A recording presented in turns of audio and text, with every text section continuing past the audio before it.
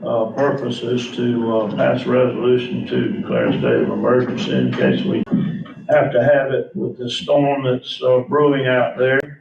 And also, since we were here and because of the storm, Larry from the water plant felt like we need to go ahead. This item in front of you from USG Water that's going to do the maintenance contract on the shark tank. Felt like we need to go ahead and approve this, even though we talked about it in our budget meeting, to go ahead and budget the contract. Let's see, and something.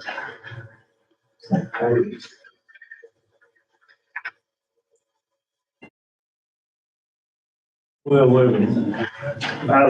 anyway. Yes, sir, Mayor. So on the second page is for $48,564, which you're looking at. And it was branch, and it's in, well, I see it, 48,564. But anyway, first item of business, we need a motion for a resolution to declare a state of emergency for the city. So I'll entertain that motion. Okay. Kerrigan makes a motion, there's a second. I'll second. All right, second, either Langston or Brett Lowry, whoever. All right, we'll say Eric Langston second. Any discussion on it? All in favor, aye. Opposed, same. Motion passed 5-0. Clint, you need to read this. I will. Do it. I don't, yeah, let's just do it. Do it. Resolution 2023-08, a resolution of the City Commission of the City of Port St. Joe declaring a state of emergency for Hurricane Idelia and payment for all city employees who work during a declared state of emergency for Hurricane Idelia. All right. Next item, Jim, you want to take it? Yes, sir. In our last budget workshop, the item in front of you today is from USG Water Solutions. This is to amend our contract with them on the maintenance of the of what we refer to as the shark tank for $48,564.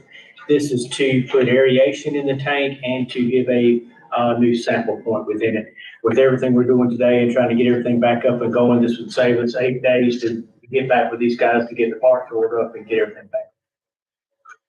But now it's empty at this time, but even if without this, he can fill it up if we need it because of the storm. Okay, okay. All righty, I'll entertain a motion to approve this contract. So, Commissioner Hoffman made the motion. Need a second? Second, Commissioner Kerrigan. Any discussion? Everybody know what it's all about.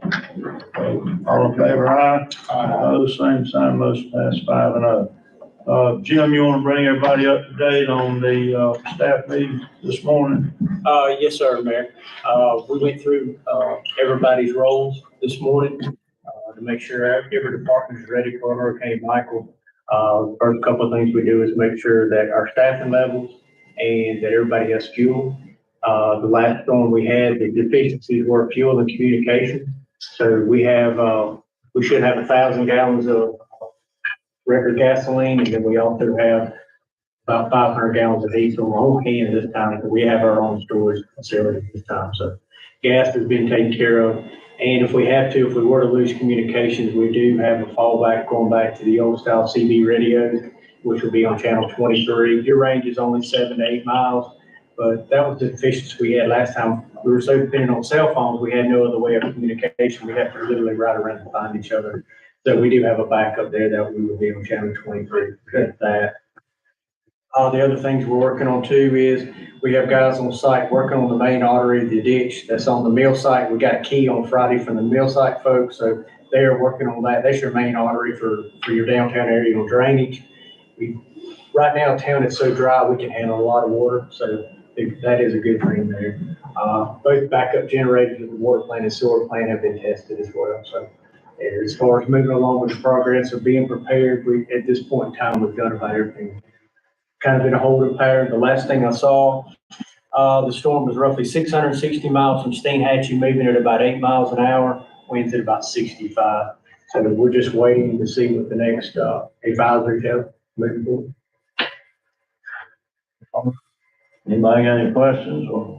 I got a question, though.